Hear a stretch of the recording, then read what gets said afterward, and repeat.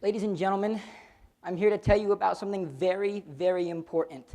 Something that we're all asked to do that you may not be doing. That's right, I'm here to talk about keeping a steady journal. I know, get the moans, let me hear them. Spare me a journal. By the end of this speech, you're going to think a lot differently about the importance and the ease of keeping a steady journal. By raise of hands, let me see how many of you would consider yourselves a journal keeper. Okay, quite a few, but not enough. I think there are a lot of reasons why we may not be keeping a steady journal. One excuse I hear all the time is, well, my life just isn't exciting enough for me to write anything down so that people are going to want to read it. Although this may be true for some people, it doesn't have to apply to you. And it doesn't always matter who's going to read your journal. That journal is there for your benefit. It's there to write down your thoughts and your feelings, things that pertain to your life. And not one piece of information in that journal has to have anything else to do with anybody but you. You don't always have to put in the mushy feelings into your journal. Sometimes it's nice to just have facts. My grandmother started keeping a journal the day that she got married 55 years ago. And since that time, she's only missed a handful of days. And her journal entries are one or two simple sentences of facts from her life about her and her family. And she's just now letting us go back and start to read some of these journals, and those entries are becoming invaluable to our family. I think we all understand the spiritual aspect of keeping a journal. President Wilford Woodruff was famous for keeping a journal almost every day for nearly 63 years. He said of keeping a journal that rarely did he ever hear the prophet Joseph or the brethren speak that he did not feel right until he had written down what they had said. In fact, many of the things that we have that pertain to church doctrine and church history have come from the journals of Wilford Woodruff. He's teaching us the importance of writing down specific details that pertain to our church and our personal spiritual experiences so that we will not forget them and that we will have them there to cherish always.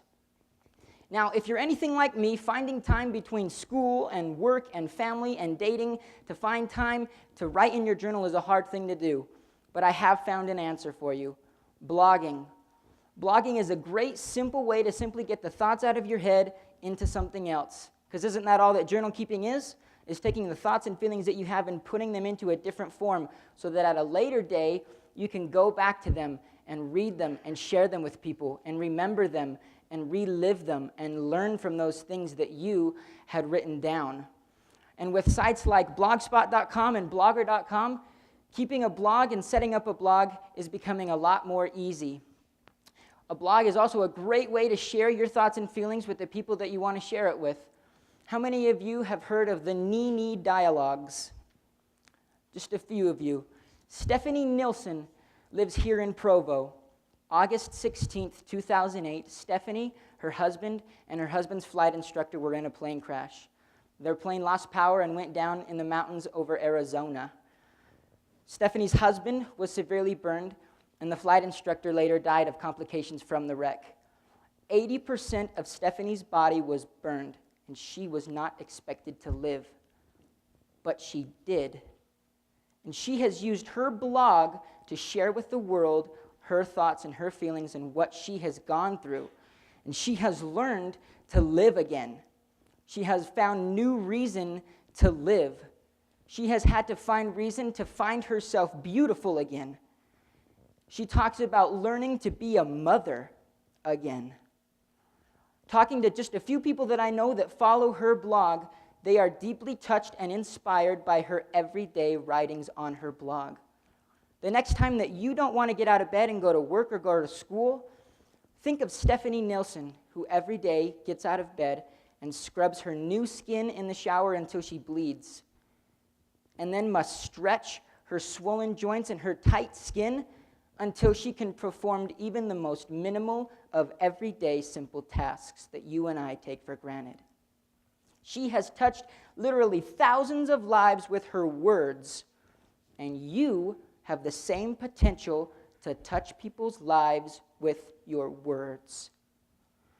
Keeping a journal is so important that our prophets and our apostles have talked about it quite a bit and the significance that it should have in our lives. President Spencer W. Kimball said, "I promise you that if you will keep your journals and your records, that they will indeed become a great source of inspiration to you and your families, to your children, your grandchildren, and many others on through the generations. Each of us is important to those who are near and dear to us, and as our posterity reads of our life's experiences, they too will come to know and love us. And in that glorious day when we are reunited in the eternities, we will already be acquainted." Keeping a journal needs to become an important part of our lives. It doesn't matter what you write about, because anything will become important as you make it important. As you take the time to keep track of your life, you will be grateful for the insights that you will record, as will your posterity and possibly many others that you are not aware of. So whether you're more of the traditional pen and paper kind of person, or you feel brave enough to take the leap into cyberspace and begin a blog, journal keeping is an important part of your future, your present, and will indeed become a key to your past. Thank you.